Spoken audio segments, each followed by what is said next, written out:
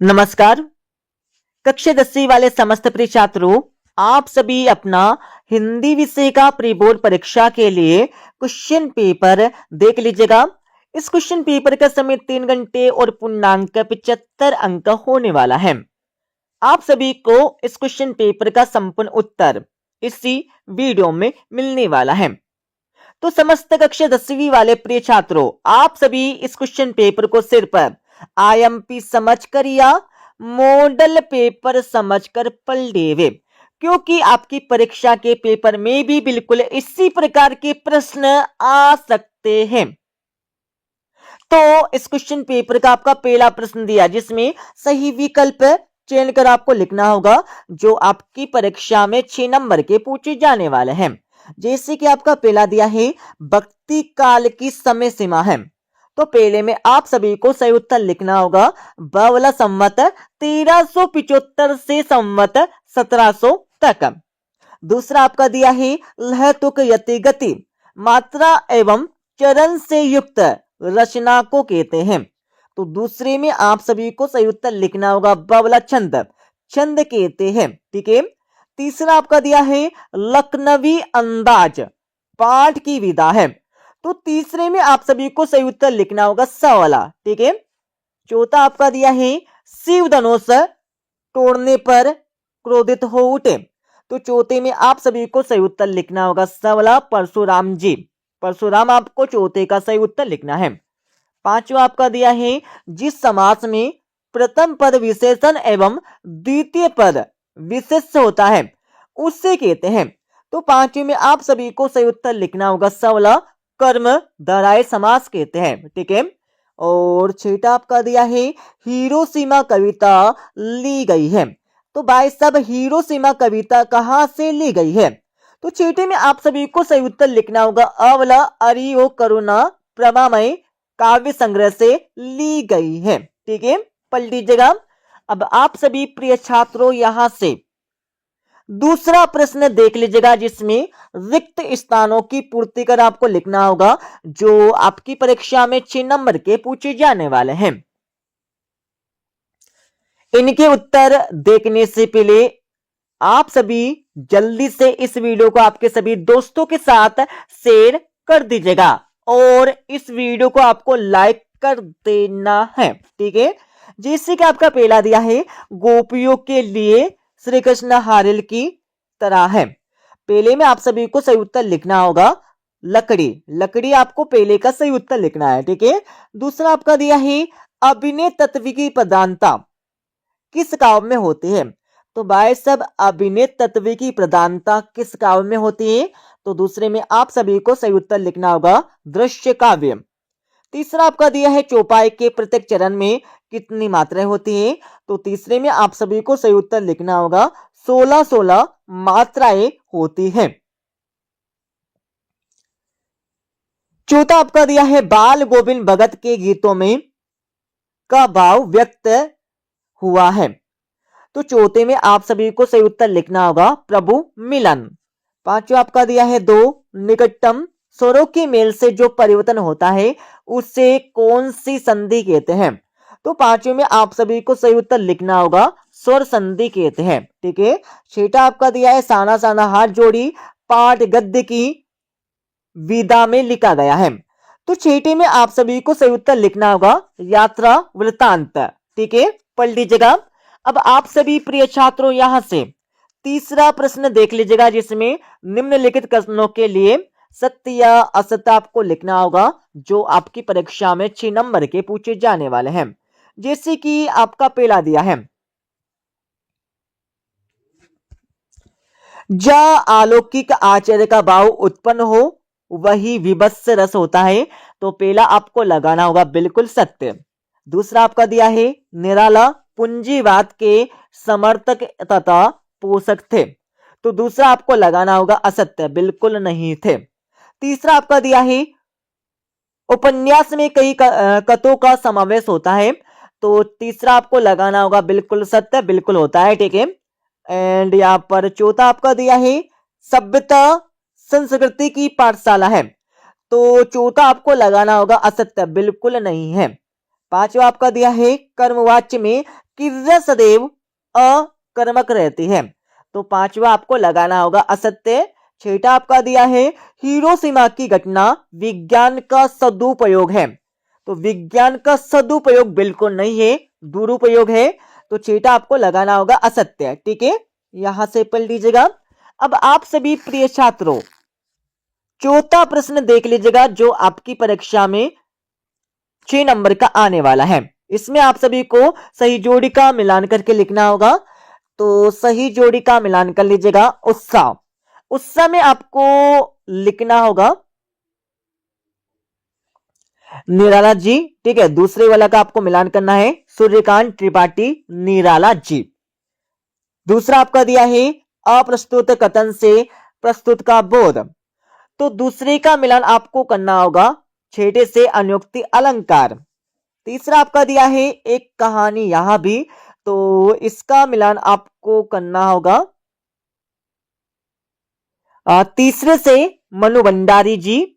और चौथा आपका दिया है लोकोक्ति, इसका मिलान आपको करना होगा पांचवे से कहावत रास्ता दिखाने वाला, इसमें आपको लिखना होगा मार्गदर्शक। और छठा आपका दिया है खेदुम, तो इसका मिलान आपको करना होगा फर्स्ट से देवी देवताओं का निवास। ठीक है, तो इस प्रकार से सही जोड़ी का मिलान हो जाएगा। अब आप सभी प्रिय छात्रों यहां से पांचवा प्रश्न देख लीजिएगा जिसमें निम्नलिखित प्रश्नों के उत्तर एक वाक्य में आपको देना होगा जो आपकी परीक्षा में 6 नंबर के पूछे जाने वाले हैं। जैसे कि आपका पहला दिया है परशुराम के गुरु कौन थे, तो पहले में आप सभी को सही उत्तर लिखना होगा भगवान शिव। भगवान शिव आपको पहले का सही उत्तर लिखना है। ठीक है, दूसरा आपका दिया है रमणीयार्थ प्रतिपादक शब्द काव्यम, यह परिभाषा किस विद्वान ने दी, तो दूसरे में आप सभी को सही उत्तर लिखना होगा पंडित जगन्नाथ। पंडित जगन्नाथ आपको लिखना है। ठीक है, और तीसरा आपका दिया है शास्त्रों में काशी किस नाम से प्रतिष्ठित है, तो तीसरे में आप सभी को सही उत्तर लिखना होगा आनंद कानन। आनंद कानन आपको लिखना होगा तीसरे का सही उत्तर। और चौथा आपका दिया है महाराणा प्रताप शेर थे वाक्य में निहित शब्द शक्ति का नाम लिखिए, तो चौथे में आप सभी को सही उत्तर लिखना होगा लक्षणा शब्द शक्ति। लक्षणा शब्द शक्ति आपको लिखना होगा चौथे का सही उत्तर। पांचवा आपका दिया है अमोला किसे कहते हैं, तो 2205 में आप सभी को लिखना होगा आम का उगता हुआ पौधा। लिख लीजिएगा आम का उगता हुआ पौधा, ये आपको लिखना होगा पांचवे का सही उत्तर। ठीक है, छठा आपका दिया है भोलानाथ अपने पिताजी को क्या कहकर बुलाते थे, तो छठे में आप सभी को सही उत्तर लिखना होगा बाबूजी। बाबूजी आपको लिखना होगा छठे का सही उत्तर। ठीक है, पढ़ लीजिएगा। अब आप सभी प्रिय छात्रों यहां से 2-2, 3-3 एवं 4-4 नंबरों के प्रश्न देख लीजिएगा, और हाँ सभी प्रश्नों के उत्तर आपको बताएंगे इस वीडियो के अंत में। ठीक है, जैसे कि आपका छठा प्रश्न दिया है नई कविता की कोई 2 विशेषता आपको इसमें लिखना होगा, अतः में आप सभी को प्रगतिवादी काव्य के 2 कवियों के नाम, उनकी एक एक रचना के नाम आपको लिखना है। सातवां प्रश्न आपका दिया जिसमें सूरदास अथवा नागार्जुन की काव्यगत विशेषताएं निम्नलिखित बिंदुओं के आधार पर आपको लिखना है। सबसे पहले आप सभी को 2 रचनाएं लिखना होगा, उसके बाद आपको भावपक्ष से लिखना है। ठीक है, आठवें प्रश्न में आप सभी को परशुराम के क्रोध करने पर लक्ष्मण ने धनुष के टूट जाने के लिए कौन कौन से तर्क दिए हैं, इसके बारे में आपको लिखना होगा। और अतः में आप सभी को मर्यादा न लई के माध्यम से कौन सी मर्यादा न रहने की बात की जा रही है, इसके बारे में आपको लिखना होगा। और 9वां प्रश्न आपका दिया है कवि नागार्जुन के अनुसार फसल क्या है, इसके बारे में आपको लिखना है। ठीक है, और 8वां प्रश्न आपका दिया है मर्यादा न लय के माध्यम से कौन सी मर्यादा न रहने की बात की जा रही है। ये क्वेश्चन यहाँ पर रिपीट हो गया है वापस से। ठीक है, तो इसको सिर्फ एक बार आपको याद करना होगा, और 10वां प्रश्न आपका दिया है मानवीकरण अलंकार की परिभाषा उदाहरण सहित आपको लिखना है। और 8वां प्रश्न आपका दिया है वीर रस की परिभाषा उदाहरण सहित आपको लिखना है। 11वां प्रश्न आपका दिया जिसमें दोहा छंद के लक्षण उदाहरण से आपको लिखना होगा।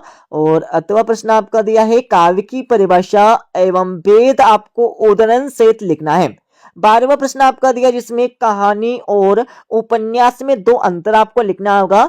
और 8वें में आप सभी को नाटक और एकांकी में दो अंतर लिखना है। ठीक है, अब थोड़ा आगे चलेंगे तो यहाँ पर आप सभी देख लीजिएगा 13वां प्रश्न।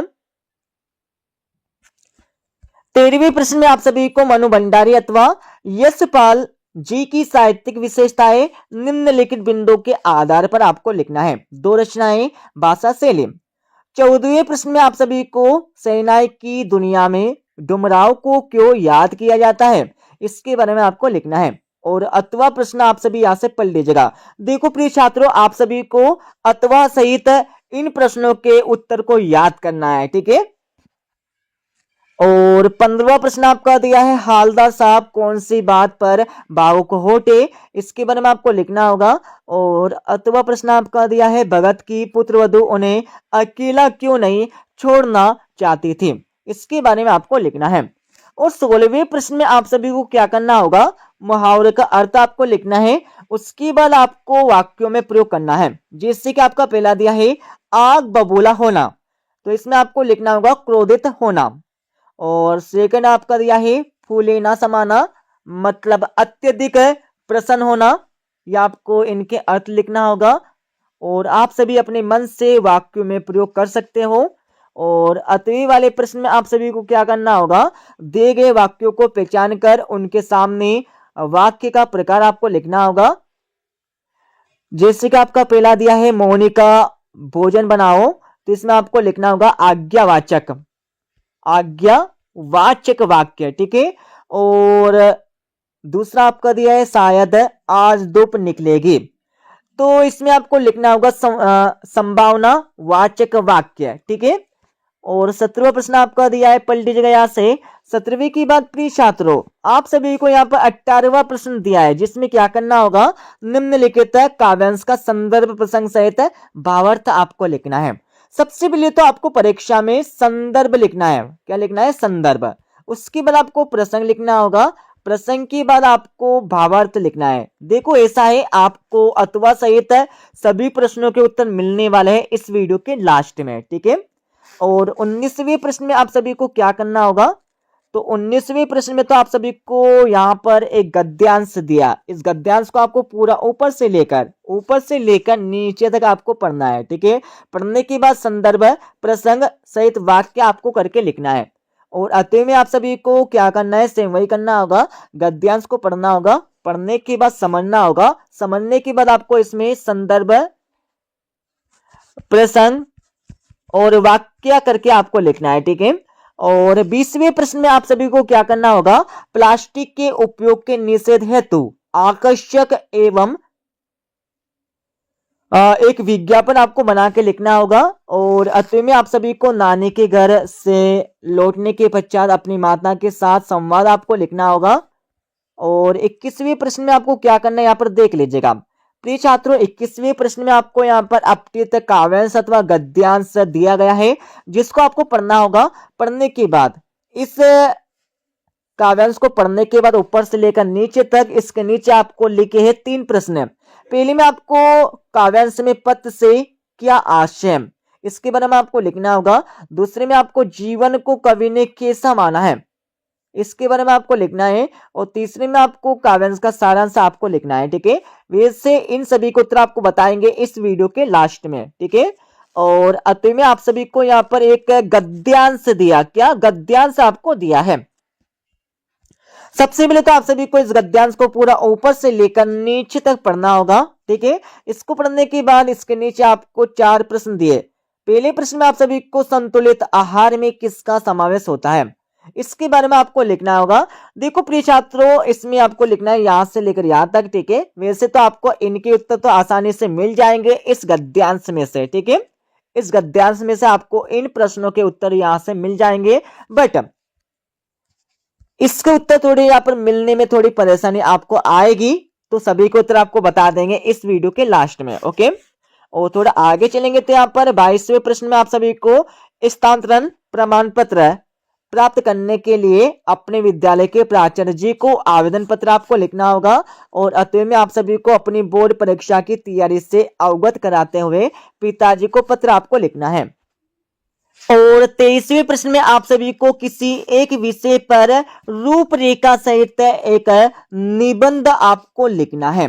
तो आप सभी प्रिय छात्रों, जीवन में खेलों का महत्व और विद्यार्थी जीवन और अनुशासन का महत्व, दोनों पर आप निबंध को पढ़ लीजिएगा, ठीक है, अच्छे से समझकर। ठीक है, अब मैं आप सभी को इस क्वेश्चन पेपर का संपूर्ण उत्तर यहां से बता देता हूं। तो आपको अथवा सहित उत्तर यहां पर मिलने वाले हैं।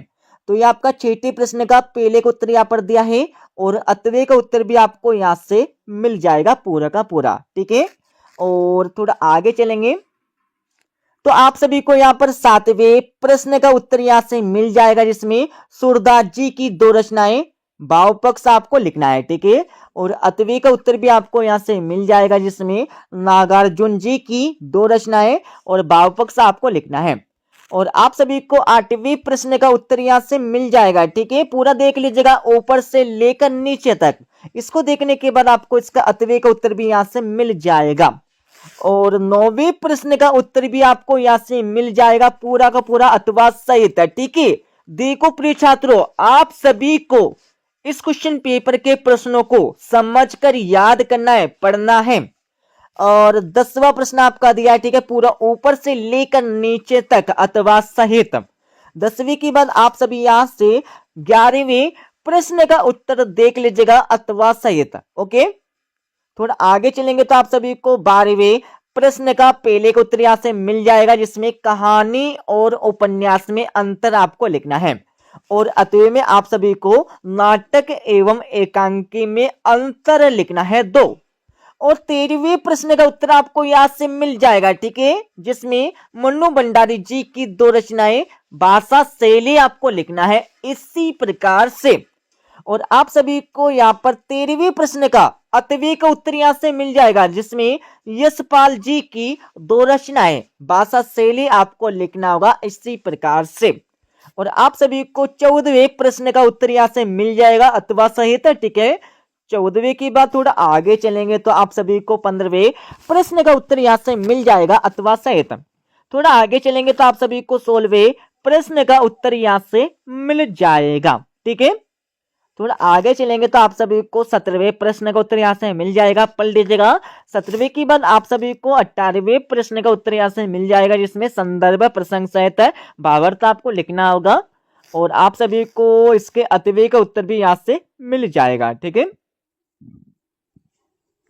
19वें प्रश्न का उत्तर आपको यहां से मिल जाएगा, जिसमें संदर्भ प्रसंग सहित आपको वाक्य करना होगा।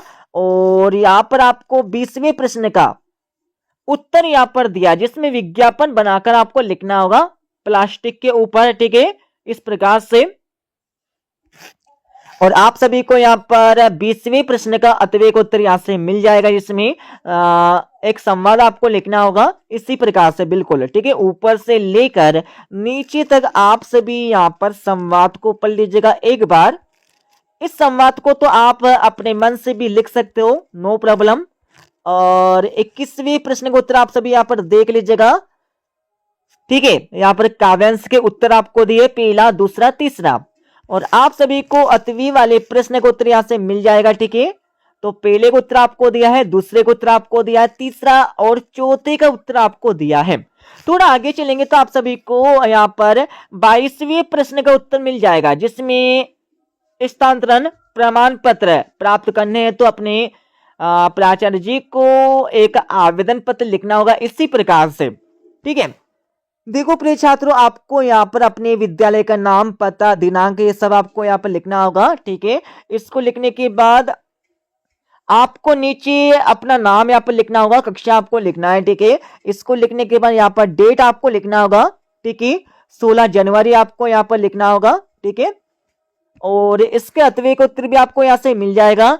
तो इसमें आपको तारीख लिखना होगा, डेट आपको लिखना होगा 16 जनवरी 2025 ये आपको यहाँ पर डेट लिखना होगा। इसको लिखने के बाद नीचे आपको प्यारी बेटी या बेटा आपको लिखना है, ठीक है। इस प्रकार से आपको परीक्षा में पत्र लिखना होगा, ठीक है।